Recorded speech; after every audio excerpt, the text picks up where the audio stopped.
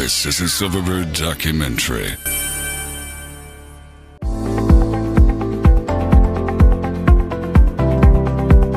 A child is born into a world of wonder and amazement every second of the day.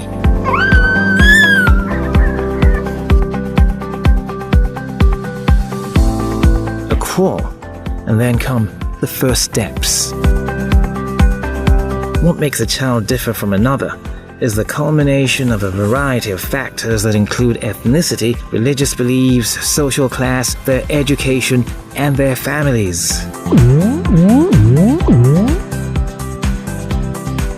Socialization refers to the way young people learn to become members of society by accepting and absorbing norms and behaviors. The agents of socialization are family, ethnicity, beliefs, class, school, peers, and mass media.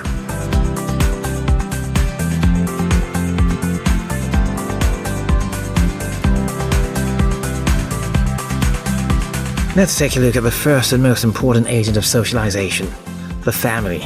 We have the traditional family made up of father, mother, and children. As society changes over time, social structures such as the family reflect this change. Families could be blended, have single parents, or extended. The family is the first experience of socialization, and many of the values and beliefs we develop as we grow up are a product of family influence.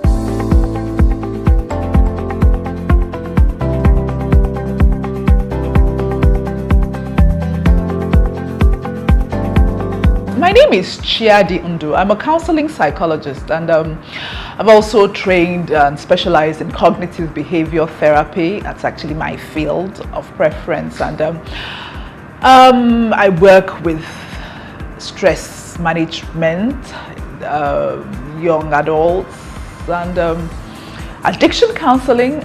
I try to explain to people that talking is therapy, and that once you can say it, you can actually slay it. That is my mantra. For most children, what every child needs is a sense of friendship, security, and safety. You know, every child must realize my father, my mother has my back. As a father, having kids spanning different levels of, I have a kid who is a teenager, and I have a kid who is just, how do you put it now, a toddler. So having to instill discipline in them, first of all, you must have a functional family, because more than what you tell your children, they must actually see what you do. And children at that impressionable age, they depend more on what they see, and they act more on what they see than even what to tell them. As a mom of 3 children, to be precise, 2 boys and a girl, I'm learning. I wouldn't say I'm there yet, but then again, you're learning from a process, and you see that there's an improvement. And the question is, what are you learning from? You also had a mother. I had a mother, bless her soul, she's late now, but I always remember her for something. I remember her for the discipline that she instilled in you. You know, it's almost like natural to expect that you misbehave and you get something in return. You get, you know, to be punished, you get to be beaten, but then you had someone explaining to you just how that what you did was wrong and how that you need to be punished, so to speak, with so much love. I'm speaking from experience because I'm a broad spectrum parent. My first son is going to be 27, my second is going to be 22, and I have a 10-year-old. So I have, you know, multiple generation, you know, and I know that what you can give your children is safety. A place where your child is sure that you might not agree, you probably will scold, but no matter what, we are on the same page. And sweetheart, I have your back. What do your parents do for you that makes them special? My parents teach me manners, they provide shelter for me, and they love and care for me. They provide shelter for me, they love and care, they lead me the right path, and they ensure I get learn the best of manners. They provide shelter for me, they care for me, they are kind to me, and they love me. My parents care and love me. They provide shelter for me, and they help me in my everyday life. My parents are special to me because they love and care for me and teach me good manners.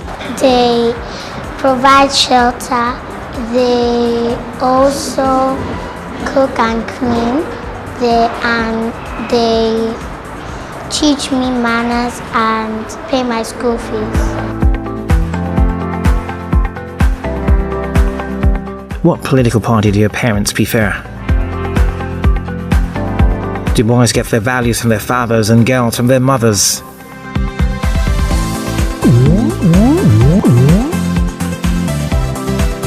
Ethnicity is identifying with or having a sense of belonging to an ethnic group based on perceived shared origins such as ancestry and culture that mark a group as different from others. We all come from different places. Where are you from? Do you recognize the flag of your country? Beliefs. Religious beliefs are a set of opinions or convictions that we believe in. For instance, a child born into a Christian home will hold the values of Christianity for most of their life, as will a Muslim child hold the values of Islam.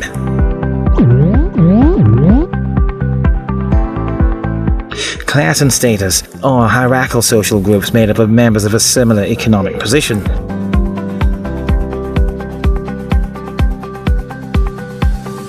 When we come back, we will explore how schools play a part in the socialization process.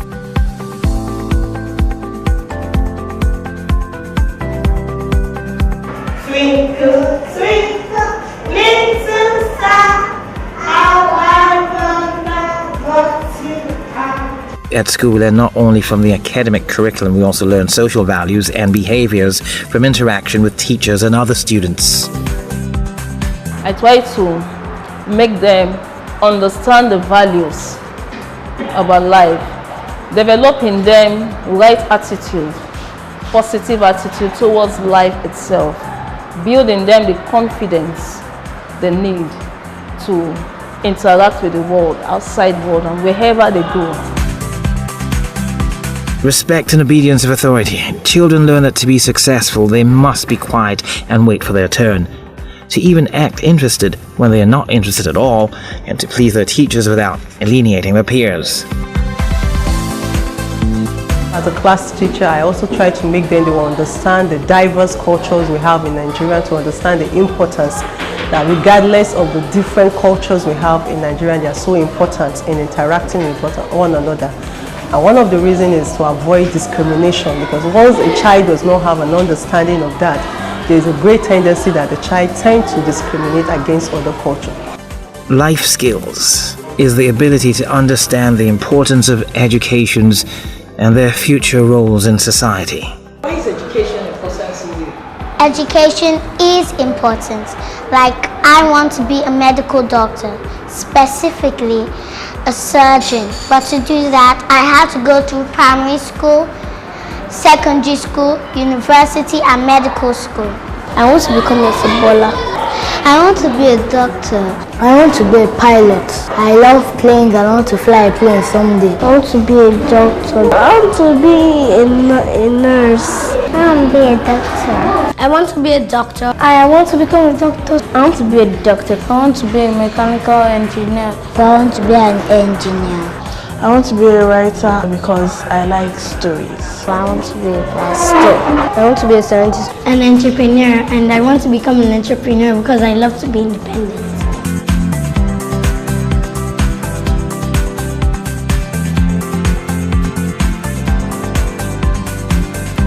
The first thing, the child should learn how to read and write.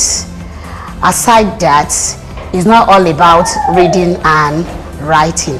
There are some behaviors that we need to inculcate in them, especially at this age.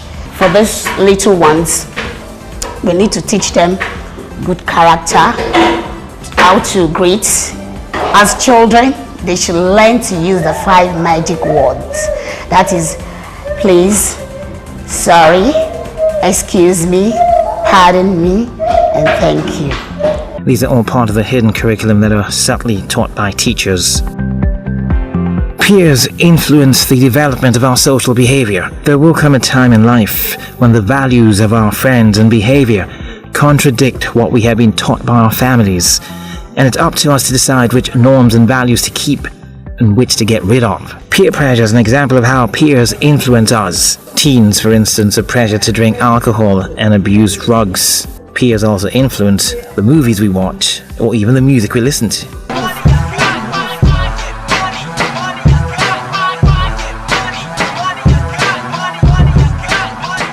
For most children, the constraining factor in good behavior is love. If you establish love with your children, it's unlikely that they'll take that marijuana whiff. Very unlikely. Not because they don't see it as cool, but because they know my mom's heart will break. If I don't do well in this exam, I know what my parents have been through to put me through. No, I couldn't do that. What bad habits do we learn from our friends? Do your friends tell you to do things your parents would not approve of? When we get back, we will examine how the mass media affects the development of children.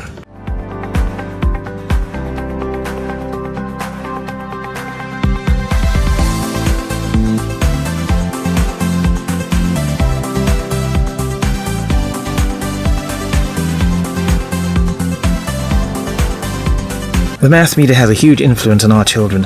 This includes newspapers, magazines, books, television, radio, video games, movies, social networking, phone apps, and the internet. Children are often exposed to a lot of content that are meant for more mature audiences. For instance, violence in TV shows, movies, and music. What we watch influences the way we act and how we perceive our world. Media often perpetrates social stereotypes. For example, adolescents are addicted to technology. Media often portrays stereotypes about gender. For example, women are weak and men are strong. Mass media plays a big role in the way we see ourselves and our social expectations. So what becomes of a child who does not have a complete family unit? For instance, an orphan.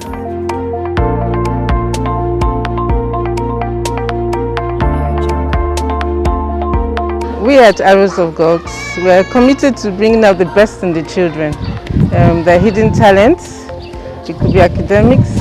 Some of them who are not academically inclined, we find out where their best talents or their hidden talents, so that we can equip them for the future.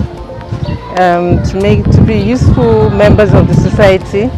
We also tell them that because they're in the orphanage, they're not limited. So we try to give them as best an opportunity as we can. I'm Rita Emmanuel. I'm 20 years old. I've been here for more than 13 years. My name is Emmanuel Bam. I'm 17 years old. I've been here for the past 10 years. I'm studying history and international relations. I actually want to be an ambassador of Nigeria. Graduate from school, go straight to Aso Rock, then help this hope. I just finished my Voic and I'm registering for JAMB. I want to study computer science.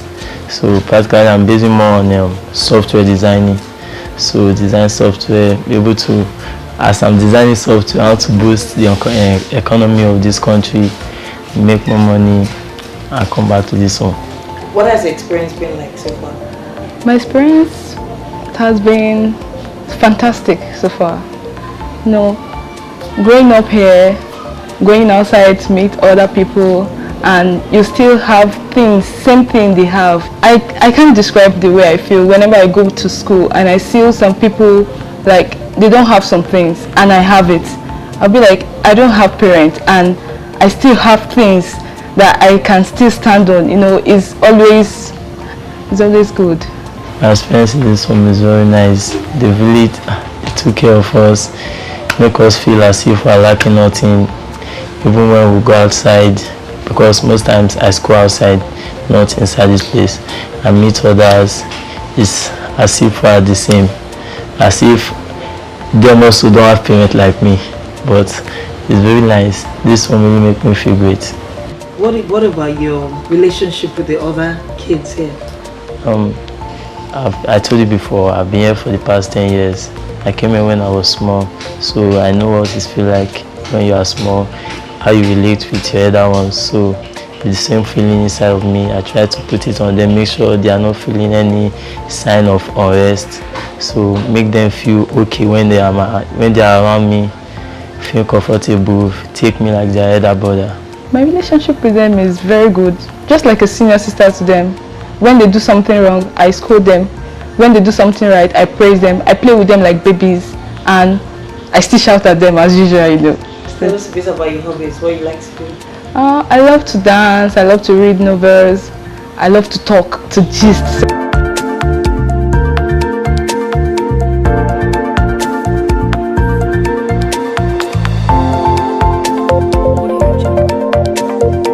My name is David Ogo, and I'm the director of Arrows of God Orphanage.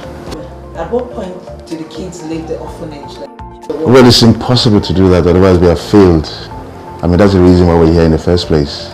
I mean, if a kid is not adopted and they have to go through the process of life, then it's our job here to make sure that we lead them in the right direction. And before we even think of letting them go, we have to empower them the best way we can. And most of that happen usually is the government say that 18 years old is a cutoff point. After that, they need to leave. But we cannot just allow them to go, because obviously within these years, we become kind of attached to them. And I mean, that emotional attachment actually pushes us in the direction to make sure that we empower them in the right way. So we obviously, initially when we do their psychological evaluation and everything, we now know which direction we can put them in. So if it's vocationally, that's where their strengths lie, we push them in that direction. If it's academically, because as it stands, we have over 12 people in the university at the moment. I mean, not paid by ourselves, but sponsored by individuals out there. So we just do all the groundwork to make sure that, you know, they're in the right place. Sometimes they stay here till they're about 2021, and that's what we have to apply again to the courts and everything to give them an extension because of their studies or vocational training or whatever the case may be. So what prescriptions do you have for children, environment that can make them thrive and become great teenagers and eventually functional adults in society? Quite frankly, family, nothing beats family. But unfortunately, not everybody has the privilege of enjoying family. You know, so the orphanages can actually begin to make an effort to provide, in fact, thinking about it, why not even have a house daddy and a house mommy? You know, because usually most orphanages are run by women. It'd be nice to have a male figure and it'd be nice for a couple to run an orphanage and then perhaps raise the children like family. But I know that the innate need of every child is to be part of a mommy-daddy kind of family, and it would be nice. Thinking about it makes quite a lot of sense, and it will encourage family life. But in the absence of that, orphanages can, relationship, friendship, cordiality, openness, transparency. I think those are the ingredients that make for healthful relationships. I didn't say healthy, healthful relationships, and you can't beat that. And to me, it doesn't really matter where it is. Wherever you sense love is where you thrive. And if an orphanage provides you love, I'm sure those children will do very well.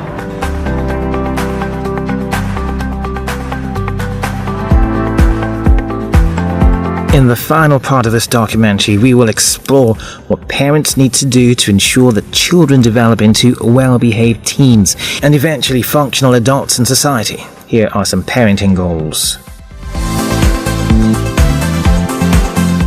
Observe your children. Understanding your child is one of the most important things you should learn as a parent. In the case of young children, they require less verbal language, more facial expression and body language in order to understand their thoughts and feelings. Asking them questions will allow them to share their feelings with you. A child who seems a little off, not himself, snappy or more quiet than usual, is trying to tell us something. Don't allow problems with your child to fester and grow. Work on social skills. Help your child attain social skills by setting up rules and following through with consequences when necessary. Setting routines for meals and bedtimes that establish stability. Developing your children's ability to put themselves in the shoes of others and become more sensitive. helping your child learn self-expressions such as frustration, disappointment, and anger without hurting others or retreating to sullenness. Establishing basic rules of conduct such as no striking, no kicking, no spitting, and no hurting others through our words. Help children become more independent. When children feel as if they are gaining skills and becoming self-sufficient, they grow more confident in their abilities. You will watch their self-esteem take off. Each year, every child should be able to point with pride to a newfound skill or added responsibility that comes with age. We can help our children grow independent by teaching them to pick out their clothing, dress themselves, knot their ties, their shoelaces, pack school snacks, put away their books, and generally organizing themselves. Allowing your child to complete puzzles and feed themselves. They should also do their homework and projects by themselves. It is better to inspect their homework when they are done instead of sitting beside them and correcting it as they go along. Book reports and science projects should not be a parent's homework. Have your child help out around the house and gain responsibilities instead of waiting to be served. They can help with the dishes, putting away laundry, setting and clearing the table, helping to serve guests, baking, cooking, and keeping their rooms in order. Help children develop a healthy self-esteem. A positive parent-child relationship provides the framework and support for a child to develop, respect, and show regard for self and others. Children crave time with parents. It makes them feel special. Parents are encouraged to spend time with their kids on a regular basis. If you are a single parent or have only one child, occasionally invite family and friends over to spend time together. It's amazing how parents are prone to peer pressure. You'd think peer pressure is for young adults and adolescents, but a lot of parents are actually victims of peer pressure, struggle to keep up with the Joneses, live lifestyles they can't afford, and ultimately put a lot of pressure on themselves and on the children. Because what happens is that because you put so much pressure on yourself, especially given the economic situation, you're hardly available and your children no longer have access to you.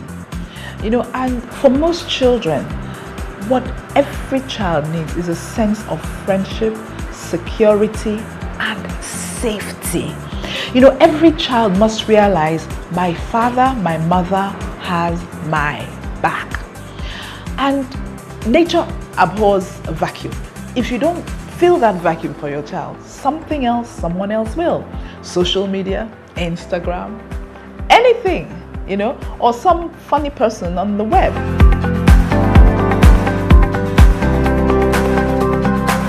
And finally, communicate with each child.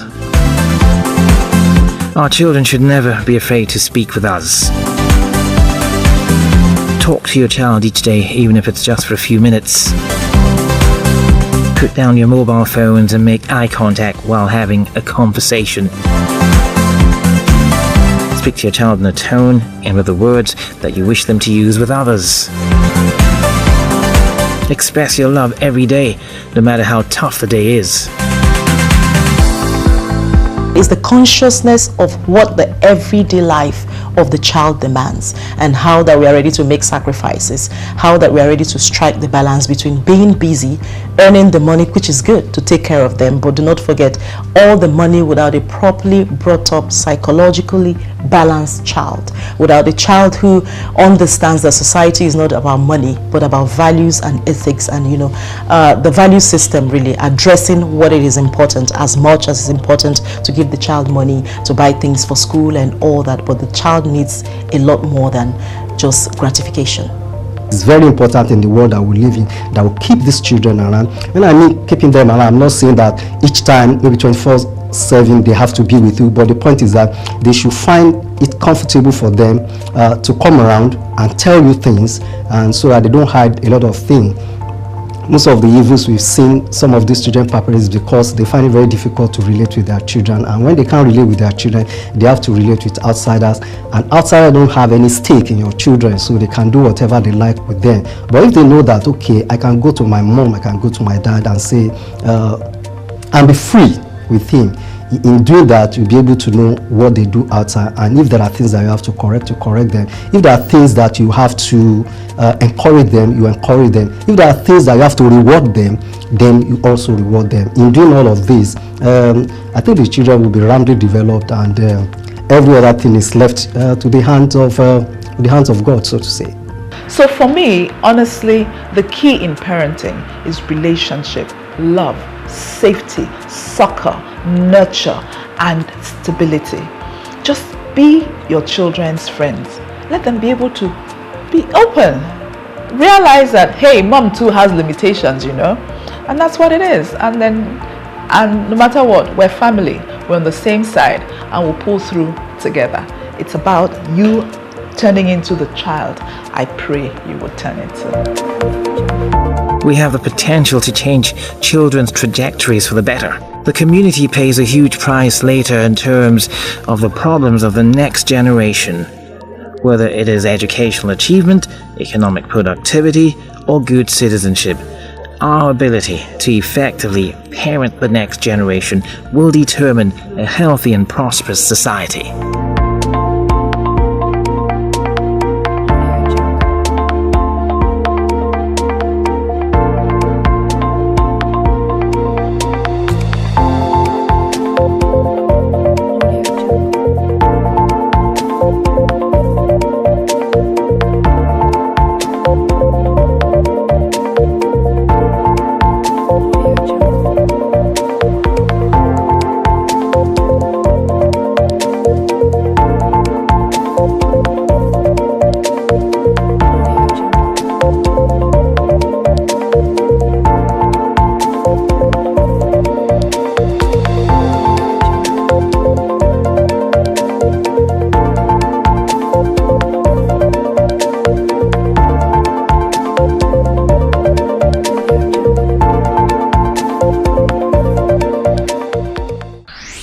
This has been a Silverbird television presentation.